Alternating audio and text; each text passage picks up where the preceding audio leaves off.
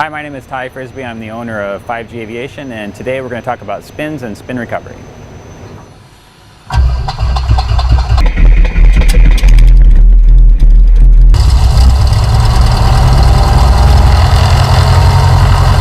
John Wayne Clarence, Decathlon 949 Mike Whiskey request. Decathlon 949 Mike Whiskey, John Wayne Clarence for 3. We're at Atlantic with Foxtrot requesting an El Toro departure to the blockhouse. Decathlon 9 Mike Whiskey, turn left heading 080. Maintain VFR conditions at or below 3000. Departure frequency 124.1, squawk 0236. Okay, left 00 to below 3000, 124.1 and squawk 0236 for 9 Mike Whiskey. 9 Mike Whiskey, read back, yes, correct. John Wayne Ground, Decathlon 949 Mike Whiskey is at Atlantic with Foxtrot ready for taxi. Right. Decathlon 949 Mike Whiskey, John Wayne Ground, taxi up to hold shorter taxiway Delta. We're holding short of Delta, 9 Mike Whiskey. Decathlon 9 Mike Whiskey, follow the Southwest Boeing 737 exiting the runway, taxi to the midfield runner via Alpha, Caution jet blast. Okay, follow southwest to the midfield ramp via Alpha, 9 Mike Whiskey. Now, as far as the tail goes, you're not going to push or pull on the stick, but the tail is going to come up on its own as the air rushes past it, okay? Let it come up a little bit and then start feeding in back pressure so that you keep the airplane at a slightly nose-high attitude. Okay. Decathlon 949 Mike Whiskey, John Antonio, 19 left at Kilo, line up and wait, traffic downwind. Line up and wait, 19 left at Kilo, 9 Mike Whiskey. Okay, mixture full rich. I got the lights on, the camera's automatic.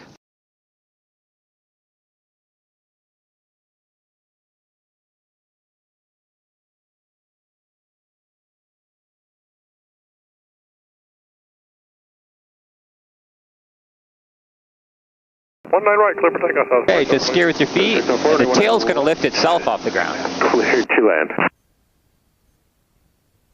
There it is. Now a little back pressure to hold a slightly positive attitude and the airplane's just going to start flying. Torture 7 Sierra Lima number 2, runway 19 left, cleared for the option. 19 left, number 2, clear for the option, 7 Sierra Lima.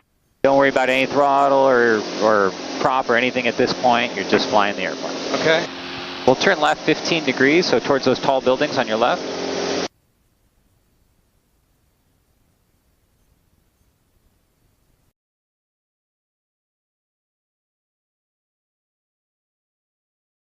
So we're going to do a stall coordinated first. We might get just a little bit of wing drop, but we shouldn't get much, just because this airplane is brand new and hasn't been fully dialed in yet. Coordinated stall. There's the stall horn. There's the stall. A little bit of a right wing drop, which is what I expected. Okay, now we're going to do an uncoordinated stall. So in this case, I'm going to do a slip.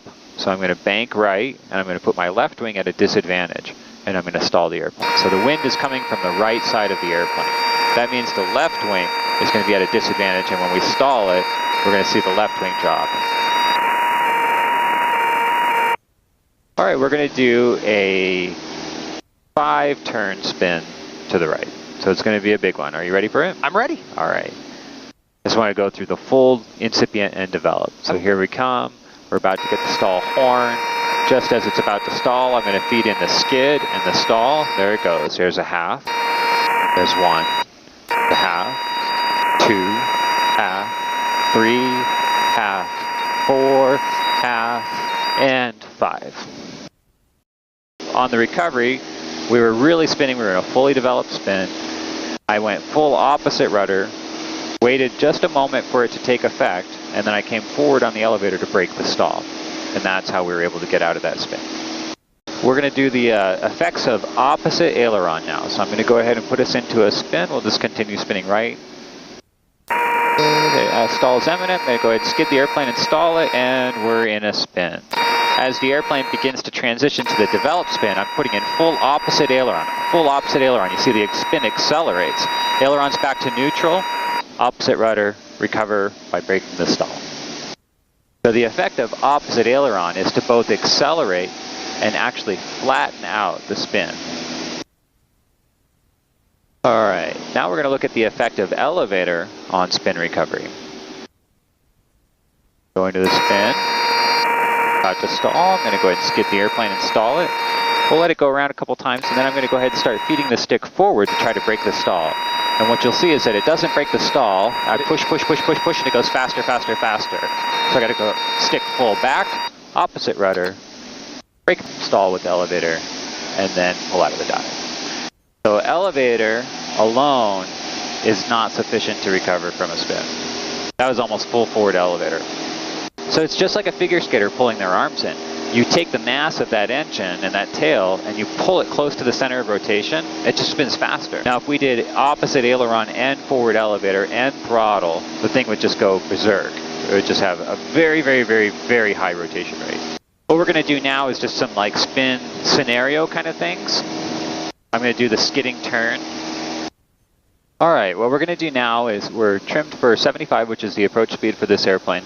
We're going to simulate a skidding turn to final and how that results in a stall spin. So I'm going to go ahead and start a turn to the left. I'm using a shallow bank angle, and I'm going to realize that I've overshot my runway. I'm going to try to hurry the turn up with rudder, which is going to slide my nose down, and I'm going to bring the stick back to pick it up, and whoa, we're in a spin.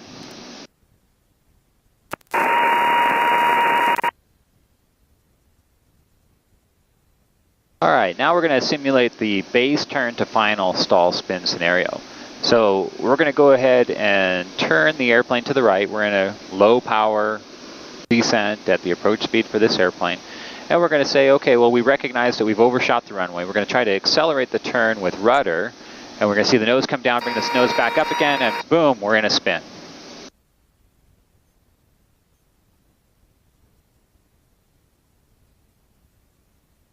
Okay, so now we're going to do the stall spin on climb out.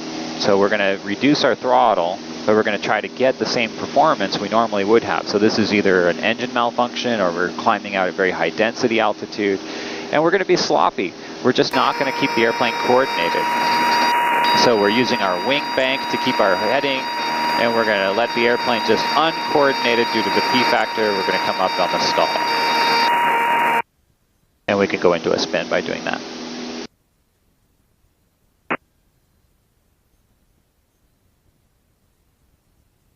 So these are the inadvertent spin entry scenarios that are the most common.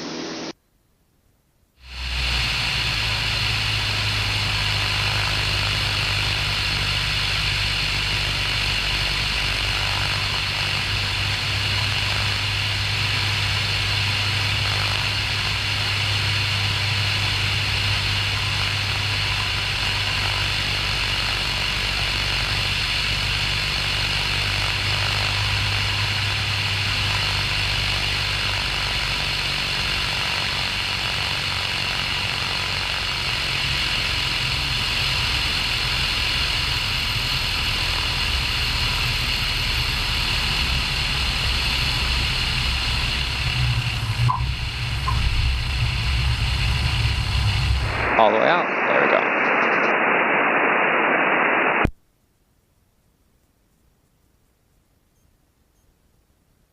Thank you for watching this spin training video. We hope you found it to be useful.